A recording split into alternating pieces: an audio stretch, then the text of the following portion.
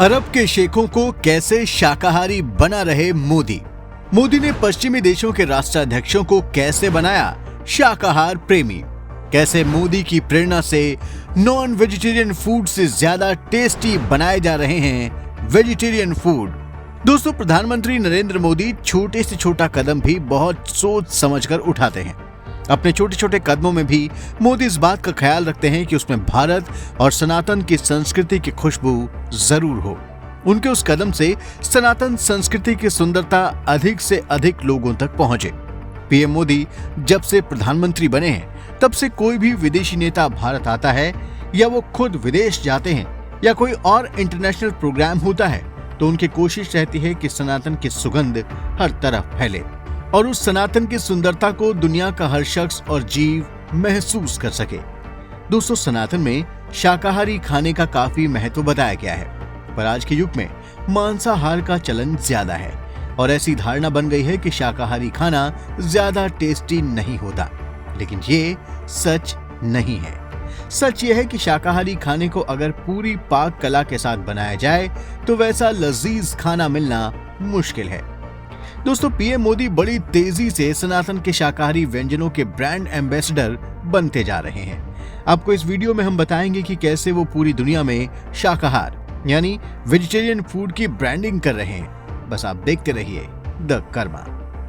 दोस्तों, गुजरात में vibrant Gujarat summit 10 से 12 जनवरी के बीच अहमदाबाद में आयोजित हुआ।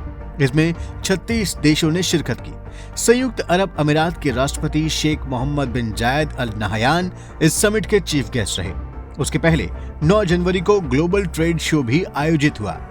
9 जनवरी को ही अहमदाबाद में पीएम मोदी और यूएई के राष्ट्रपति शेख मोहम्मद बिन जायद अल नहयान का 7 किलोमीटर लंबा रोड शो भी हुआ।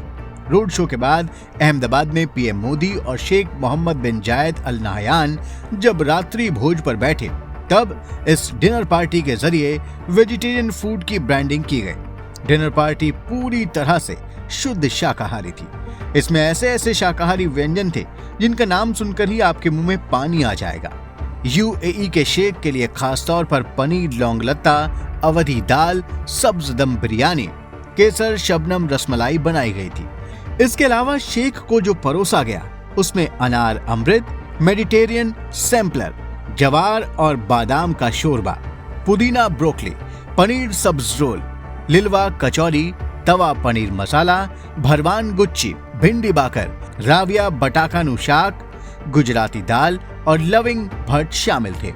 4 प्रकार की मिठाइयों में अंजीर, अखरोट और बाजरे का हलवा, बाकलावा के साथ ताजे कटे फल थे।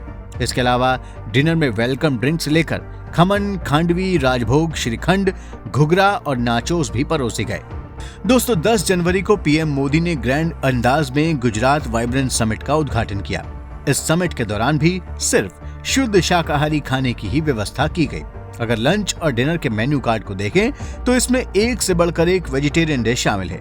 ये सभी व्यंजन स्वादिष्ट होने के साथ साथ पौष्टिक और सुपाच्य भी हैं। दोस्तों, वाइब्रेंट गुजरात समिट से पहले दिल्ली में जब G20 समिट हुई थी तब भी पीएम मोदी शाकाहारी खाने के ब्रांड एम्बेसडर बनकर सामने आए थे। सितंबर में हुए 2 दिन के G20 समिट के दौरान भी सभी देसी विदेशी मेहमानों के लिए सिर्फ शुद्ध शाकाहारी खाने का ही इंतजाम किया गया था। भोजन के मेन्यू में कोई भी मांसाहारी व्यंजन नहीं रखा गया था। इसके बजाय कश्मीर से लेकर कन्याकुमारी तक अलग अलग राज्यों में बनने वाले लजीज शाकाहारी पकवान पेश किए गए थे। वीवीआईपी विदेशी मेहमानों के लिए व्यंजन तैयार करने का जिम्मा आईटीसी को दिया गया था, जिसके मशहूर शेफ ने एक से बढ़कर एक टेस्टी वेजिटेरियन डिशेस बनाई थी।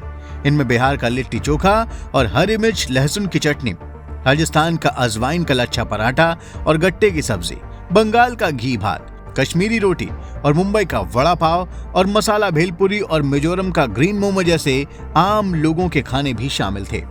दोस्तों, पीएम मोदी शुद्ध शाकाहारी हैं। वो खुद भी जब विदेश जाते हैं तो उनके लिए उस देश की सरकार शाकाहारी खाना ही बनवाती है। यही नहीं, मोदी जब कभी नवरात्रि के मौके पर विदेश में होते हैं तो वो सिर्फ नींबू पानी ही पीते हैं। उनके इस कठिन व्रत को देखकर अक्सर उनके काउंटरपार्ट अचरज से भर जाते हैं। दोस्तों, पीएम मोदी कैसे चीजों का परसेप्शन और नजरिया बदलते हैं और उसमें सनातन की संस्कृति को जोड़ते हैं, उसकी एक और मिसाल G20 के दौरान भी देखने को मिली। G20 समिट के दौरान भी जिन चित्रों और प्रतीकों का इस्तेमाल किया गया वो सब सनातन संस्कृति से जुड़े हुए थे। G20 के मंच पर मोदी जब दुनिया के 20 सबसे बड़े देशों के राष्ट्राध्यक्षों का स्वागत कर रहे थे तो उसके बैकग्राउंड में कोणार्क के सूर्य मंदिर में बना चक्र लगा हुआ था, जबकि पहले ऐसे मौकों पर ताजमहल, गेटवे ऑफ इंडिया या इंडिया गेट को ही तरजीह मिलती थी। पहले की सरकारें इन्हीं प्रतीकों को भारत से जोड़कर देखती थी, जबकि वास्तविकता ये है कि ये तीनों प्रतीक मुगलों और अंग्रेजों की गुलामी के प्रतीक हैं। जबकि कोणार्क के सूर्य मंदिर में वास्तविक भारत दिखता है। भारत वो भारत जो सनातन है। पहले भारत में जब कोई राष्ट्राध्यक्ष आता था तो उसे ताजमहल का मॉडल या प्रतिकृति भेंट की जाती थी, लेकिन जब से मोदी आए हैं इसमें भी बदलाव आ गया है। आज विदेशी राष्ट्राध्यक्षों को भगवद गीता की प्रति भेंट की जाती है। आज पूरी दुनिया योग दिवस पर योग करती नजर आती है, तो इसका श्रेय भी पीएम मोदी को ही है। ये पीएम मोदी ही हैं जिनके प्रयासों से अरब देशों में विशाल हिंदू मंदिर बनने का रास्ता साफ हुआ। अरब के शेख खुद मंदिर बनाने के लिए आगे आए हैं और उसके लिए जमीन की व्यवस्था की है। आज भी मोदी ही हैं जो अरब के शेखों को शाकाहारी भोजन खिलाकर उनका स्वागत कर रहे हैं। साफ है कि पीएम मोदी सनातन को प्रमोट करने का कोई मौका नहीं छोड़ते। दोस्तों, सनातन संस्कृति मानती है कि मनुष्य मांसाहार से शाकाहार की तरफ तब बढ़ता है जब उसकी चेतना का स्तर ऊंचा उठता है। सनातन का यह भी मानना है कि पृथ्वी पर ऐसी कोई जगह नहीं है जहां मनुष्य के जीवन निर्वाह के लिए पर्याप्त मात्रा में अन्न, कंदमूल, फल, वनस्पति, साग सब्जी और जानवरों से मिलने वाला दूध ना हो। जैसे जैसे विश्व के लोग सनातन की तरफ बढ़ेंगे वो खुद ब खुद शाकाहारी बनते जाएंगे।